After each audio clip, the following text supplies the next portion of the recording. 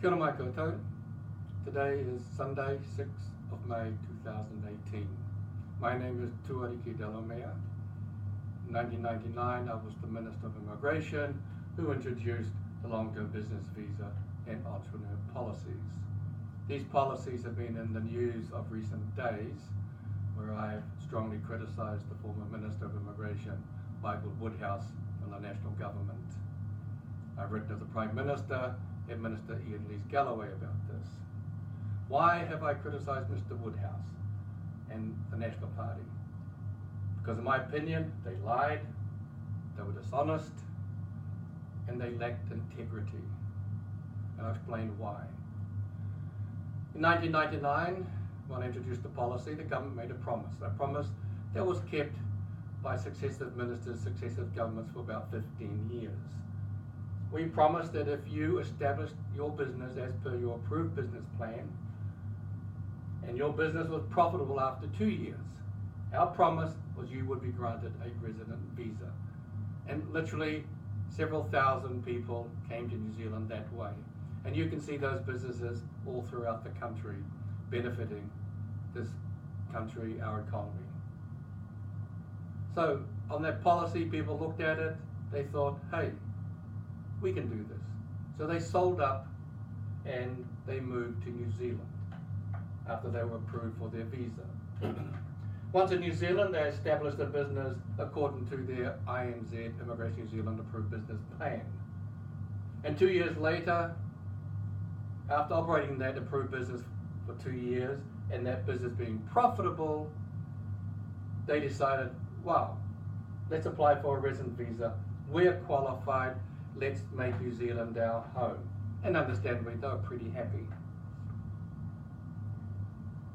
But unfortunately for them, the government changed the policies in March 2014. And I don't have a problem with new policies, even if I don't like them. I don't have a problem. That's the government's right. And certainly the National Party had the right to introduce new policies. But when you start making policies retrospective to apply to other people who came in under a different policy, that's dishonest. And that's what happened here. Without telling these people, Mr. Woodhouse introduced a third condition. The condition when it was introduced, many of them already couldn't meet. So to sum it up, it was too bad, so sad, we lied, we tricked you, pack up and go home. Application denied. So that was the process that served New Zealand well until Mr. Woodhouse introduced his third condition and lied to these people, didn't even bother telling them.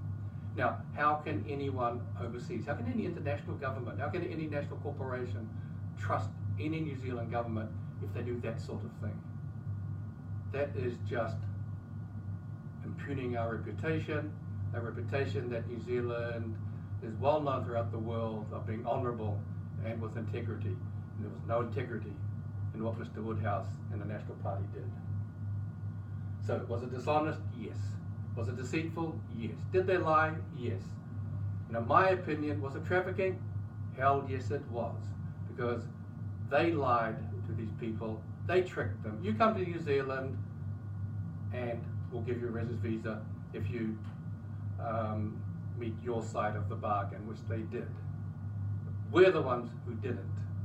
And I just find that so repugnant, so dishonest. And that's the man who was responsible, and that's the party who was responsible. Now, while I'm having a go at Mr. Woodhouse, was he competent? I don't think he was, and I'll show you why. I'll explain. When he introduced that new policy, it required a minimum capital investment of $100,000. No problems. So, where's the definition for capital investment? Common sense says you'd put that in your policy, but no, Mr. Woodhouse didn't have a definition for capital investment. But there was a definition of what wasn't a capital investment. In his policy, he said an applicant must make a minimum capital investment of $100,000, excluding working capital. So if you can work out what is working capital, I guess everything that was left will be capital investment.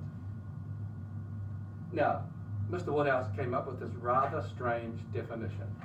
Working capital is cash or capital tied to assets used in the ongoing maintenance or day-to-day running of a business. So the question you have to ask, what assets are used in the ongoing maintenance of a business, in the day-to-day running of a business? I thought about my company, TD Immigration. Everything is used in the business. From that screen, from this little thing here, to chairs, everything. Now, that's the international recognized definition of working capital. The capital of a business, which is used in its day-to-day trading operations, calculated as the current assets minus the current liabilities. Now, New Zealand Accounting Society, that's their definition, I believe. It's the same all around the world. It's only Mr. Woodhouse, Mr. Key, and Mr. English who came up with that thing, whatever that is. Anyway, I wrote to the minister. I wrote to him and said, Minister, that's a Boeing 787. Air New Zealand just purchased one, first one in 2014. It cost $350 million US, a lot of money. They are using it in the day-to-day running of their business, because that's their business, flying passengers all around the world. And in New Zealand, they thought it was a capital investment, like a fixed asset. I thought so too. But not according to Michael Woodhouse and National, because their definition says it's working capital, because it's used in the day-to-day running of their business. It's not qualified for immigration purposes to be recognised as a capital investment. So I wrote to Minister Woodhouse after he introduced these policies and pointed out to him how ludicrous and absurd that policy, that definition was. A few months later, it quietly disappeared, thank goodness. But how did it get there in the first place? I mean, Mr. Woodhouse, he ain't stupid, nor is John Key, nor is Bill English. How did that policy ever get there? I don't know. But it makes you wonder, what were these guys doing around the cabinet table, playing tiddlywinks?